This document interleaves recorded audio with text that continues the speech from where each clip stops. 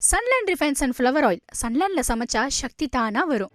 நம்ம family builder and developer private limited இப்போ ஓஎம்ஆர்ல பட்ஜெட் பிளாட் லான்ச் பண்ணிருக்காங்க. Price starts at 18 lakhs onwards. Captain Miller pre release ஈவெண்ட்டுக்கு வந்திருக்க எல்லாருமே ஒரே ஒரு காரணத்துக்காக தான் வந்தாங்க. எதற்கு அப்படின்னா தனுஷ் அவர்களோட அந்த ஸ்பீச்சை கேட்கறதுக்கு. அது கடைசியில நிறைவேறிடுச்சு. தனுஷ் அவர்கள் என்னென்ன விஷயங்கள் பேசினாரு அப்படின்னா, முதல்ல டைரக்டர் அருண் மாதேஸ்வரன் எனக்கு இந்த கதையை சொல்ல வரும்போது சில விஷயங்கள் நான் டவுட்டா கேட்டேன். இதை பண்ண முடியுமா, ரொம்ப பெரிய ஸ்கேல்ல இருக்கு, இதெல்லாம் ஓகேவா அப்படின்னு நான் கேட்க ஒவ்வொரு விஷயத்துக்கும் பண்ணிடலாம் சார்னே சொல்லிட்டே இருப்பாரு.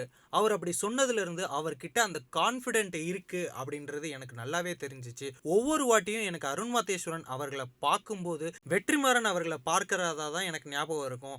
ஏன் அப்படின்னா ரெண்டு பேத்துக்கிட்டையும் அதே கான்பிடென்ட், அதே ஃபயர் இருந்துட்டே இருக்கும். கேப்டன் மில்லர் அப்படின்னு சொன்னாலே எனக்கு ஃபர்ஸ்ட் ஞாபகத்துக்கு வருது அந்த உழைப்பு தான். அந்த உழைப்பு அருண் மாதேஸ்வரன் அவர்களோட உழைப்புல இருந்து 50% கூட நான் பண்ணல. அந்த அளவுக்கு ஒரு அசுர உழைப்பை இந்த கேப்டன் மில்லர் படத்துல வச்சிருக்காரு அப்படின்ற மாதிரி சொல்லியிருந்தாரு. என்னோட கரியர்ல நான் நிறைய டெபியூ டைரக்டர்ஸ் கூட ஒர்க் பண்ணியிருக்கேன். சுப்பிரமணியம் சிவாவா இருக்கட்டும், பூபதி பாண்டியனா இருக்கட்டும், வெற்றிமாறன் அவர்களா இருக்கட்டும், இந்த மாதிரி நிறைய டெபியூ டைரக்டர்ஸ் கூட ஒர்க் பண்ணிட்டு இருந்திருக்கேன். அவங்கள்ட்ட பார்த்த அதே ஃபயரை நான் அருண் மாதேஸ்வரன் அவர்கள்ட்டையும் நான் பார்க்கறேன் அப்படின்ற மாதிரியும் அவர் சொல்லியிருந்தாரு. தென் அருண் மாதேஸ்வரன் அவர்களுக்கு ஒரு சின்ன மெசேஜும் சொன்னாரு. என்ன அப்படின்னா, அருண் மாதேஸ்வரன் நீங்க உங்க டைம், அதாவது உங்களுக்கான அந்த டைம் நல்லா இருந்துச்சு அப்படின்னா உங்க உழைப்பு அடுத்தடுத்து உயர்த்திக்கிட்டே போய் நிறைய வெற்றிகளை கொடுத்தீங்க அப்படின்னா உங்களுக்கு மிகப்பெரிய இடம் இங்க காத்துக்கிட்டு இருக்கு. உங்களோட தலையும் உங்களோட தோளோட ஒட்டி இருந்ததுன்னா, அதாவது தலைகணம் ஏறாம இருந்ததுன்னா உங்களுக்கு மிகப்பெரிய வரவேற்பே இங்க தமிழ் சினிமால காத்துக்கிட்டு இருக்கு அப்படின்ற மாதிரியும் சொல்லியிருந்தாரு. அடுத்தது ஜிவி பிரகாஷ் அவர்கள்.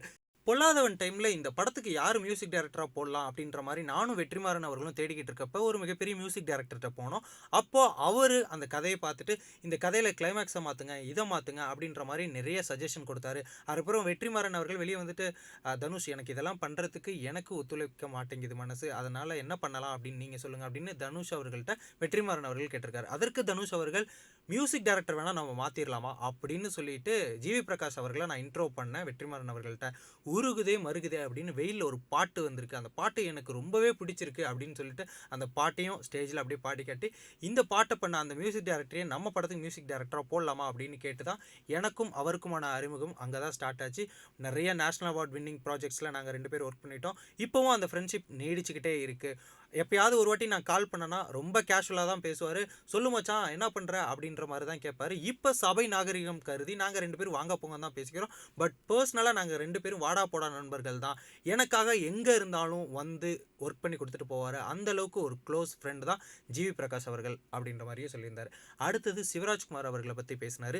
சிவராஜ்குமார் சார் எங்கே பார்த்தாலும் நீங்கள் என்னைய ஃபேன்னு சொல்லிக்கிட்டு இருக்கீங்க, அதாவது தனுஷ் அவர்களோட ஃபேன் நான் அப்படின்ற மாதிரி நீங்கள் என்னைய ரொம்பவே பெருமைப்படுத்திட்டே இருக்கீங்க. அதெல்லாம் பார்க்கும்போது நாம் எங்கேயோ சரியாக தான் நம்ம ஒர்க் பண்ணிட்டு வந்துக்கிட்டு இருக்கோம், அதனால் நம்ம கரெக்டான ரூட்டில் போய்கிட்டு இருக்கோம் அப்படிங்கிற ஒரு என்கரேஜ்மெண்ட்டுக்கு நீங்கள் சொல்கிற அந்த வார்த்தைகள் எனக்கு ரொம்பவே ஹெல்ப்ஃபுல்லாக இருக்குது சார்.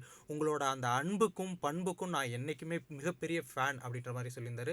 ஸ்டேஜில் சிவராஜ்குமார் அவர்கள் பேசுகிறத பார்க்கும்போது அவருடைய தந்தையார் சூப்பர் ஸ்டார் ராஜ்குமார், தென் அவரோட பிரதர், அதாவது இறந்து போன அவரோட பிரதர் புனித் ராஜ்குமார், இவங்க 2 பேரும் கலந்த ஒரு முகமாக தான் நீங்கள் எனக்கு தெரியுறீங்க. உங்களோட சிரிப்பை பார்க்கும்போது நீங்கள் 3 பேரும் சேர்ந்து சிரிக்கிற அந்த சிரிப்பு தான் ஞாபகத்து வரும் அப்படின்ற மாதிரியும் அவரோட அன்பை சிவராஜ்குமார் அவர்கள் மேலே காட்டியிருந்தார்.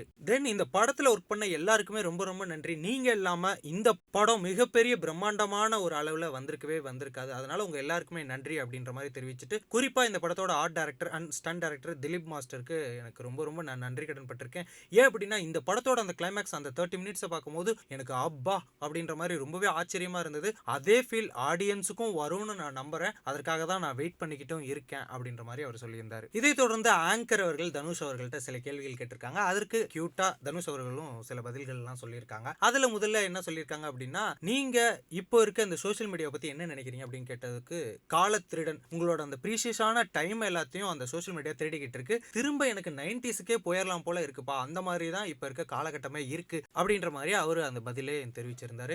இதை தொடர்ந்து அவர் பேசிக்கிட்டு இருக்கும் போதே நிறைய பேர் வடச்சென்னை 2 அப்படின்னு கத்திக்கிட்டே இருக்க, வடச்சென்னை 2 தானேப்பா, அது கண்டிப்பா வரும், அதுக்கான ஒரு காலம் இருக்கு, அதுக்கான ஒரு டைம் இருக்கு, கண்டிப்பா வந்தே தீரும். இத்தனை பேர் நீங்க கேட்டு அந்த படம் எப்படி வராம போகும், கண்டிப்பா அதுக்கான டைம் டைம்ல வந்து அந்த படம் இறங்கும் அப்படின்ற மாதிரி எல்லாருமே ஈகரா கேட்டுக்கிட்டு இருந்த அந்த கேள்விக்கே அவர் பதில தெரிவிச்சிருக்காரு. இந்த விஷயத்தை பத்தி நீங்க என்ன நினைக்கிறீங்க அப்படிங்கறத மறக்காம கமெண்ட் செக்ஷன்ல கமெண்ட் பண்ணிருங்க. மேலும் இது போன்ற சினிமா சம்பந்தப்பட்ட இன்ட்ரெஸ்டிங்கான விஷயங்களை உடனுக்குடனே தெரிந்து கொள்ள சினி உலகம் சேனலை சப்ஸ்கிரைப் செய்து வைத்துக் கொள்ளுங்கள். மறக்காமல் அந்த பெல் பட்டனையும் சேர்த்து அமர்த்தி வைத்துக் கொள்ளுங்கள். Sunland refines and flower oil. சன்லேண்ட்ல சமைச்சா சக்தி தானா வரும். நம்ம family builder and developer private limited இப்போ OMRல பட்ஜெட் பிளாட் லான்ச் பண்ணிருக்காங்க. Price starts at 18 lakhs onwards.